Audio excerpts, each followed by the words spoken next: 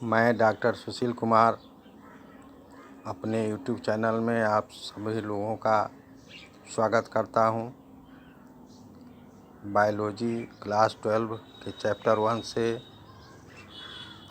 Question number 22 बनाया हूं। Differentiate between gametogenesis from embryogenesis. Gametogenesis किस प्रकार एम्ब्रायोजेनेसिस से भिन्न है, यानी दोनों में क्या अंतर है। आंसर, दो कॉलम बना लेंगे, गैमेटोजेनेसिस का और एम्ब्रायोजेनेसिस का। गैमेटोजेनेसिस का अर्थ होता है गैमेट का फॉर्मेशन और एम्ब्रायोजेनेसिस का मतलब होता है एम्ब्रायो का फॉर्मेशन। पहला पॉइंट देखें, it is formation of gametes. Gametogenesis में गैमेट का फॉर्मेशन होता है। एम्ब्रायोजेनेसिस में पहला पॉइंट देखें, it is formation of young ones. इसमें एम्ब्रायो यंग वंस के रूप में विकसित होता है। दूसरा point, pre fertilisation events. Gametogenesis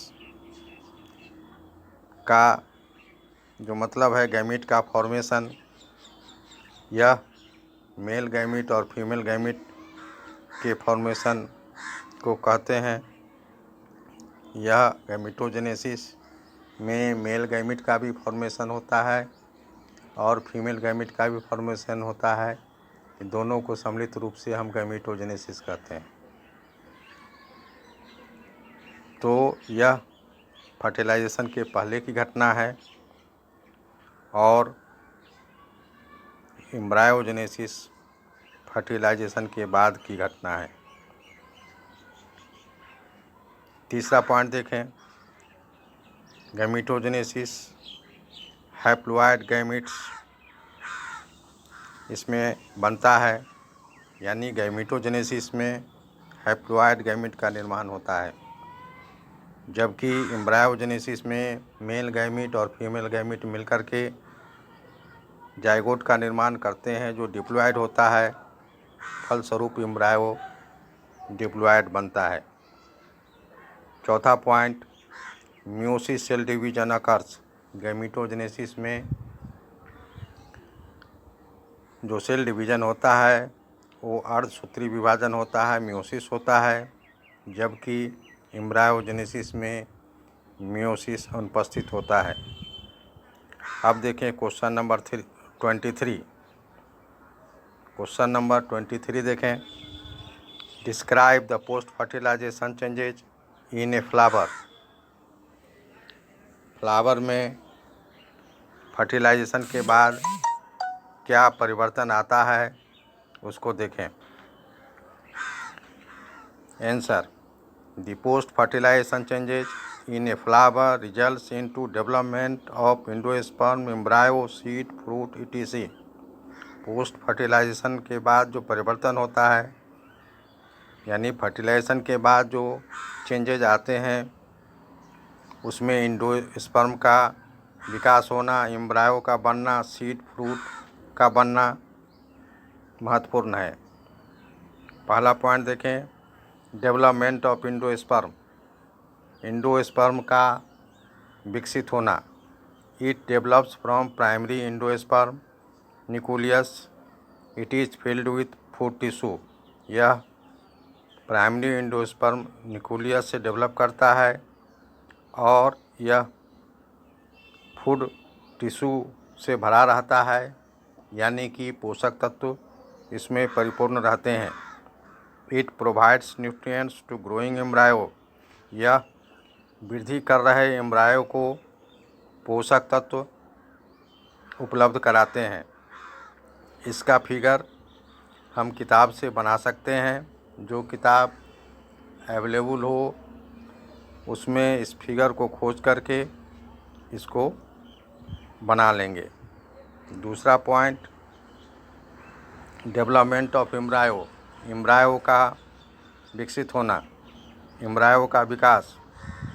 the fertilised egg और zygote divides to form pro embryo जो फर्टिलाइज्ड एग या जाइगोट होते हैं उसमें डिवीज़न होता है, सेल डिवीज़न होता है, फलस्वरूप प्रो एम्ब्रायो का फॉर्मेशन होता है। प्रो एम्ब्रायो के सेल्स फिर से डिवाइड होते हैं और एम्ब्रायो का निर्माण करते हैं। उसके बाद प्लूमूल और कोटिलीडन्स बनते हैं। इसका भी फिगर जो आप लोगों के पास कोई किताब हो, NCERT का हो या कोई और हो, उसके माध्यम से इसका फिगर बना करके इस क्वेश्चन को हम पूरा कर लेंगे।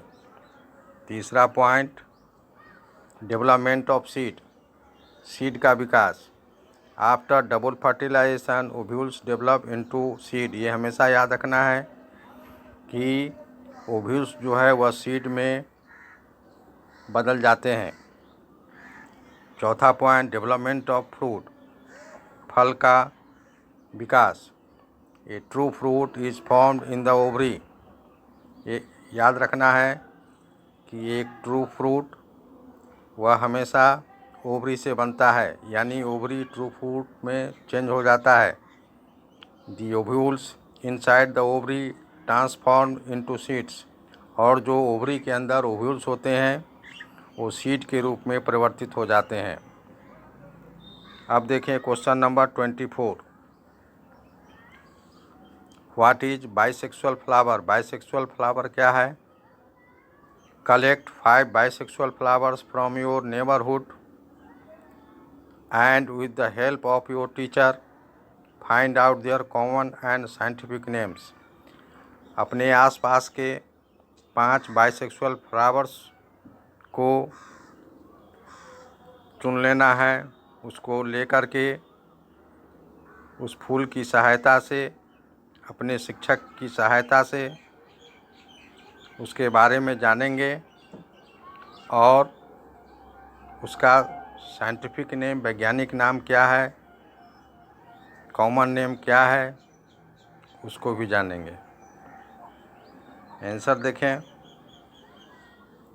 Flowers which contain both stamen male reproductive organ and pistil female reproductive organ are called bisexual और hermaphrodite और full flowers।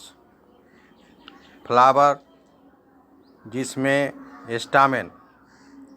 स्टामेन को मेल रिप्रोडक्टिव ऑर्गन कहते हैं और पिस्टिल को फीमेल रिप्रोडक्टिव ऑर्गन कहते हैं। तो ऐसा फूल, ऐसा फ्लावर जिसमें मेल रिप्रोडक्टिव ऑर्गन यानी कि स्टामेन और फीमेल रिप्रोडक्टिव ऑर्गन यानी कि पिस्टिल, ये दोनों मौजूद रहते हैं, उसको बाइसेक्सुअल फ्लावर कहते हैं। इसी का दूसरा नाम हर्माफ्रोडाइट फ्लावर या इसी को हम फुल फ्लावर्स कहेंगे। फुल फ्लावर्स कहने का मतलब मेल फीमेल दोनों रिप्रोडक्टिव ऑर्गन प्रेजेंट है। इसका एक कुछ एग्जाम्पल देखें। Rose, sunflower, mustard, brinjal, hibiscus, tomato, mango, lily, tulip, daffodil etc। इसमें हम लोग के आस पड़ोस में बहुत सारे बाइसेक्सुअल फ्लावर मिल सकते हैं, जैसे कि हाइबिस्कस, अड़हुल। ये फूल आसानी से आस पड़ोस में और प्रायः हर सीजन में प्राप्त हो जाता है। इसके अलावा ब्रिंजल के फूल का भी अध्ययन कर सकते हैं। इस तरह से आस पड़ोस में जो भी फूल होगा और जिसमें मेल फीमेल रिप्रोडक्टिव ऑर्गन को आसानी से पहचान सकते हैं, वैसे फूलों का ही चयन करेंगे तो ज़्यादा सुविधाजनक होगा। इसके लिए note for second part answer consult your teacher because it is practical work. चूँकि इसका प्रयोग करके ही हम आसानी से समझ सकते हैं, तो इसके लिए आपके जो नज़दीकी शिक्षक होंगे उनसे सहायता लेकर आस पड़ोस से फूल को कलेक्ट कर हम आसानी से फूलों का अध्ययन कर सकते हैं। उसके विभिन्न अंगों का, विभिन्न भागों का अध्ययन कर सकते हैं। उसके मेल और फीमेल पार्ट्स को अध्ययन कर सकते हैं। आज के वीडियो में इतना ही। हमारे वीडियो में आपको NCERT के प्रश्नों का हल तो मिल ही जाएगा, साथ ही अन्य जो प्रमुख किताबें हैं उसका भी समावेश आपको हमारे वीडियो में मिलेगा। और हमारे वीडियो को क्रम से देखें, आपके सभी शंकाओं का, सभी समस्याओं का हल उसमें मिल जाएगा। यदि वीडियो पसंद आता है तो हमारे वीडियो को लाइक करें, शेयर करें और हमारे YouTube चैनल को सब्सक्राइब करें। धन्यवाद।